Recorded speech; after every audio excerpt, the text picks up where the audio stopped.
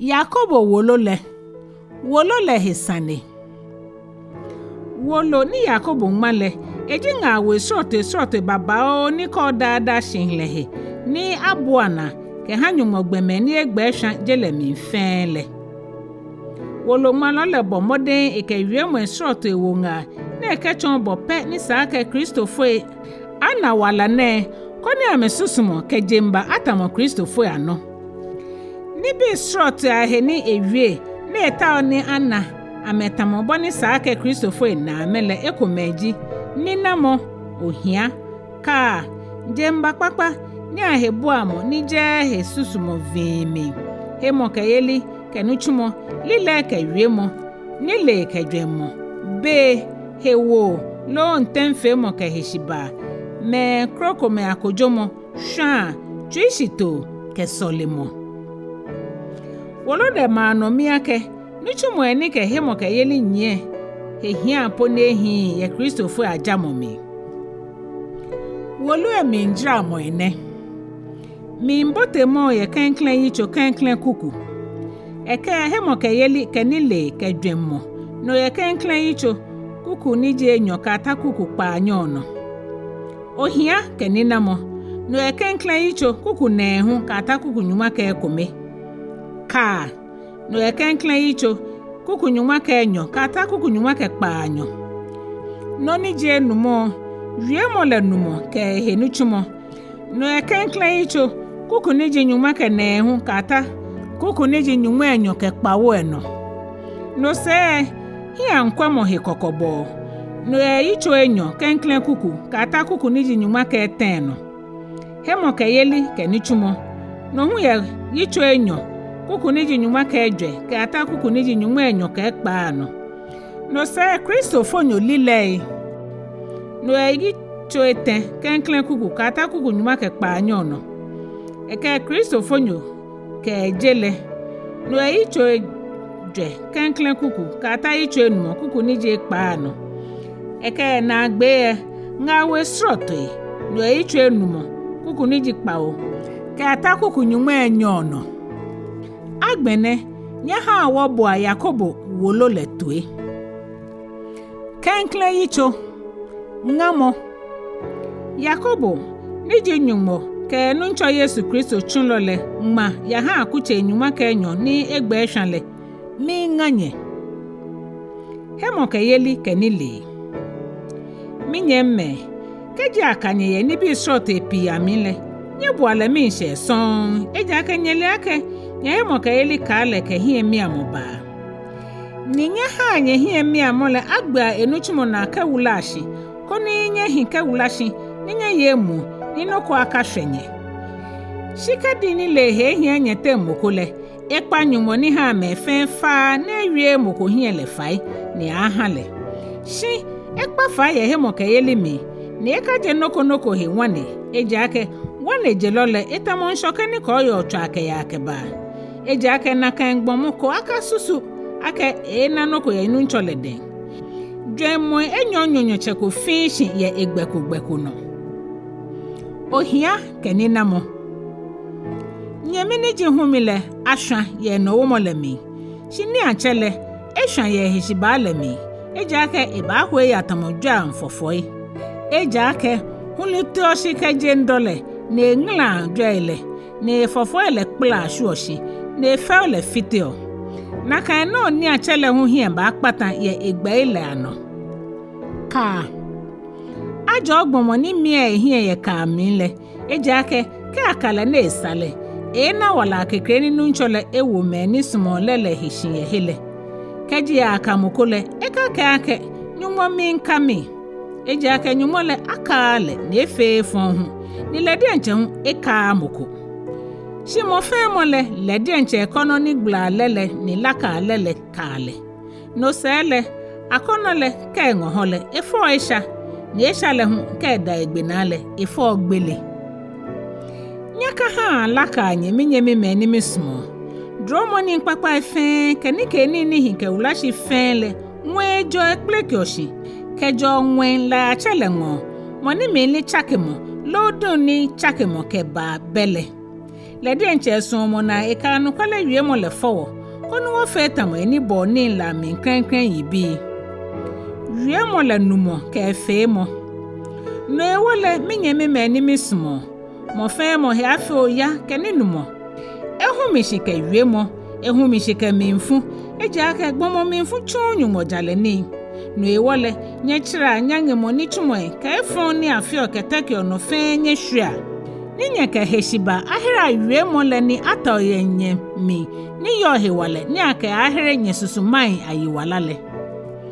Shinye choma wie mo le no yelo shinje wie mo le nulo keke ni nyeke mi shishu nye de nchenye he eja ake kaji mokoji wie mo le nulo keke shi eje ino yelo hunle neke gbomo ne tamomoko ni kwa ehi esu le ya hwehwe mi eja ake kwa ehi ne ya shi amro no le ehi akpa abo ni eyo le no shi mo ni kwa ehi yeli mla le ni hike wula shin le ficho ne kan he fio na eje mo ni nuo na ehi ekpa no shimon echun he nile na kan mo le ajo le ye fe mo le mi shike fio mo ko ake nyumo jalo jile ni ewo elile manyofle shimon eshishu ehile na ke bomo na eja mo le yakani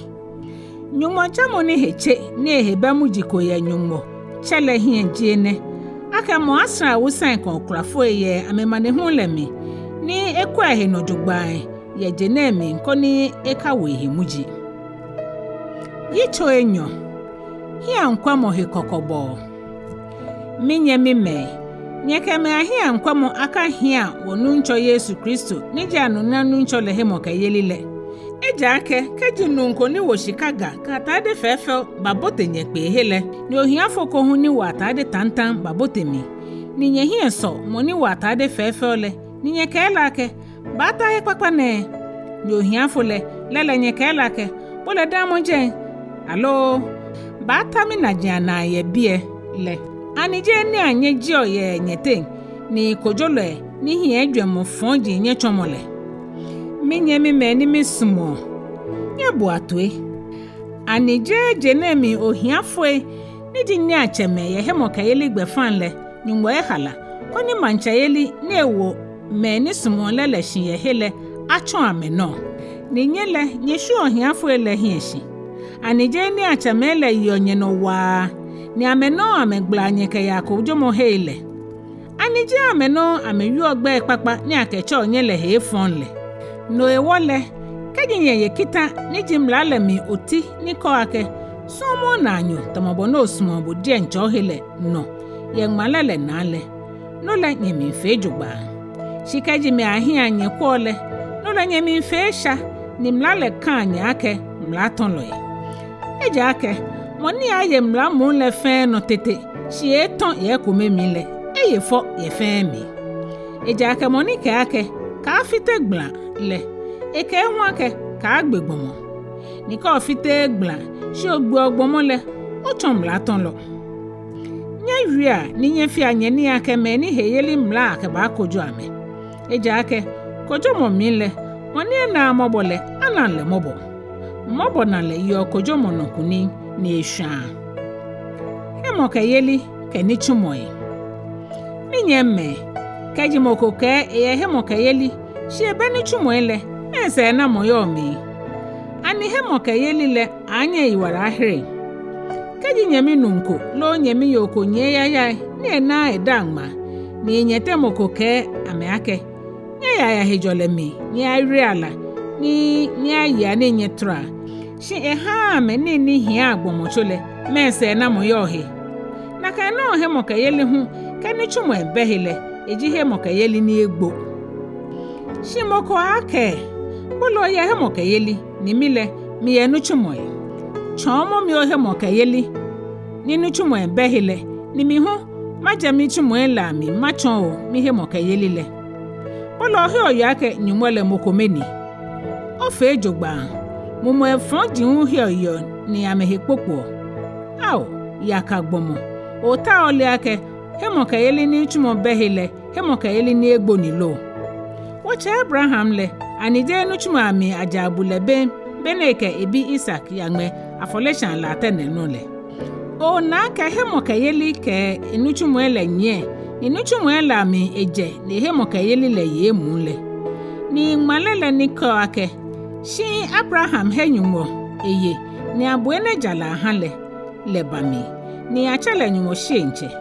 nyeme na ake nuchumwa mi ajo abuogbomo ben shije hemo kayeli kekemi na kayanon Rahab adwamale hu anije nuchumwa mi aja abuleben bene here bofwe la tu ni eji amengbe kechongbe kroko nole eji ake tamobani gbomocho ni mumo be mi leji gbonyole na kayanon hemo kayeli ni nuchumwa behele hunji hemo kayeli na egbo Yitso Etɛ wiemo fon fiti oni chonlo aka fire nyete minyeme eji ake nyele ake wobana kojomo ni mi wa feme kroko mano eji ake wo fe wo ton baba o keji moko ton ye wiemo mi lele gbomo ni hike wula shinjile ne ye he wala ke eke awo gbomo to mu le fe manofle shikeji wo ka okpongo amanofle iwo ameda na mebo otuele waka kpla amegbomo to mu le fe na leji hu chamedra hu ni koyo ni na wa kpla ame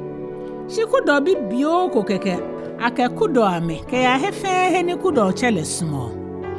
na kai no lile hu heno bibio ni shi eshani wuji na la bibio hu yekwa ko boson na esha ni lile hu lani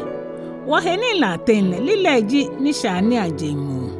ni ebuli ogbomocho mu le fe ni ma fomo nchakpa le nala ni abonsemaje ina ilale kejo eja ake ko lo eke lo fonji keni ni wamo keni ni yonshomi le ahino fe hinole bomonyo jo amehi ni ejo amehi shililele gbomoko nye ehi ajo na fon ni eflegeje ne yobon ka ebo ni gbe omoni nono wo kejo nuncho ke cheleyi ni nono hu wo ke lomo gbeme ni abo yenyumosuban le no da komele no minjomo ke lomojo minyemme enemene isa ke balena kan